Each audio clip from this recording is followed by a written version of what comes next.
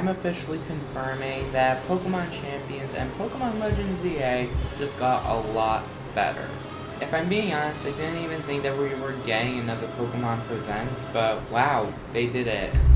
And can I just say, this new information, while it's very little information, is definitely juicy in its own way. But before I get into all those juicy details, please hit the like button at the end if you enjoy it. Please hit the subscribe button, makes me feel appreciated. Please hit the notification bell so you know when more of my videos come out. I don't post every day, but I post every once in a while. I hope you all enjoy the video. First off, it's the fact that Dragonite is Mega Evolving and that we're getting more Mega Evolutions on the way. Perfect. I couldn't ask for any more from Nintendo and Pokemon.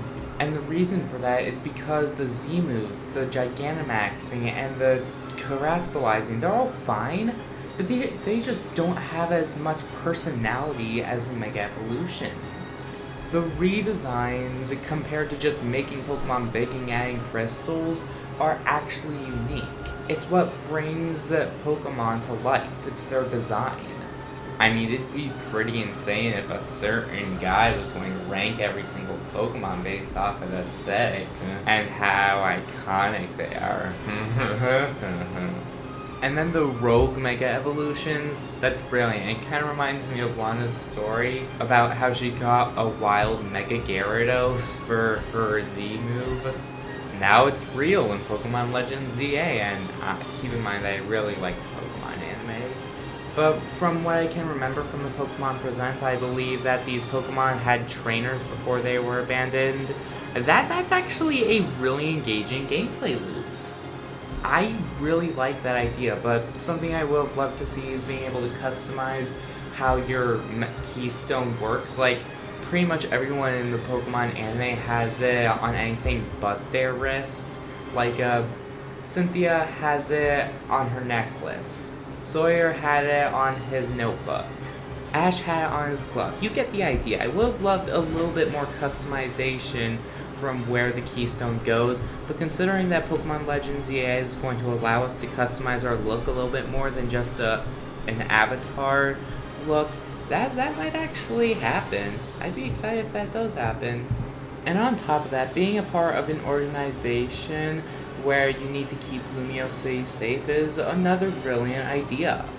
It gives you a motive, on top of being able to perform side quests like a typical RPG for this detective woman. And then at night being able to battle trainers to get to the highest rank. It's kind of typical of Nintendo to do that, but the way it looks to be implemented just seems so great. And this may be a weird thing to mention, but Lita inexplicably kind of looks like Liko. That could be intentional, but I couldn't tell you, to be honest. And then catching certain Pokemon for this Mabel scientist, I think that's another good option when it goes to having fun in this new Pokemon Legends ZA game. Now, I haven't played Pokemon Legends Arceus, so I need to get input from my sister because she has played it. So I don't know how Pokemon Legends Arceus works, so maybe they took a couple of things from Legends Arceus and implemented it into ZA. I guess the best way to sum it up is that just when you think how little content was shown in the previous Pokemon Presents, it certainly makes up for it for how much there is to explore in Lumio City than we had previously thought, which is just amazing. Second thing I wanted to talk about is the Pokemon World Championships. I'm so glad that they're doing this. And their songs are all available on Spotify, which is even better. And it's going to be in California this year, which is even more convenient. Now, I would love to go. I flippin' love the Pokemon series. But I think that if anyone would go, it'd be my little brother. He enjoys playing with his Pokemon TCG, but I play Pokemon Let's Go Pikachu pretty often. I don't have Scarlet or Violet or Switch to play them on, but I'm sure my brother would have a thrill just playing some Pokemon TCG at the Pokemon World Championships. The only thing I can do right now is imagine how the Pokemon World Championships is going to work once Pokemon Champions is out next year. And let's talk about Pokemon Champions because, wow, they made it better than I thought they would. But the first thing I want to mention is just a little nitpick. I'm surprised they're not bringing back triple battles from that one thing that they did in Unova. But that was just for that. It's probably best that they don't have triple battles in Pokemon Champions. Maybe we'll get it as an update or DLC. Who flippin' knows?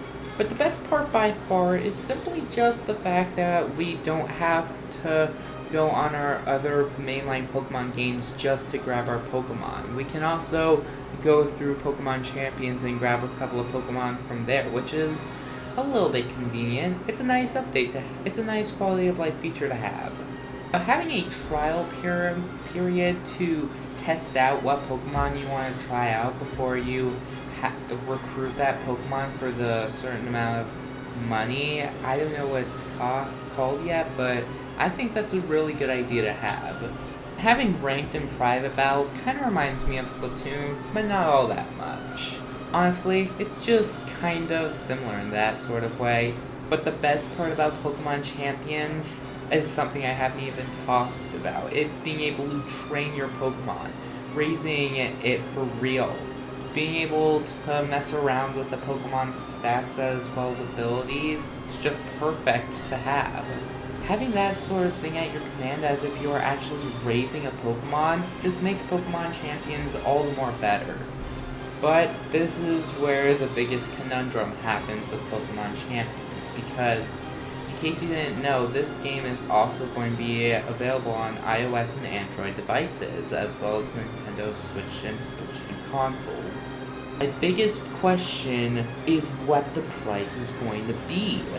This is one of the biggest things Nintendo and Pokemon is going to be doing for the Pokemon series. If they don't nail price the correct way, then this isn't going to sell well digitally for iOS or Android.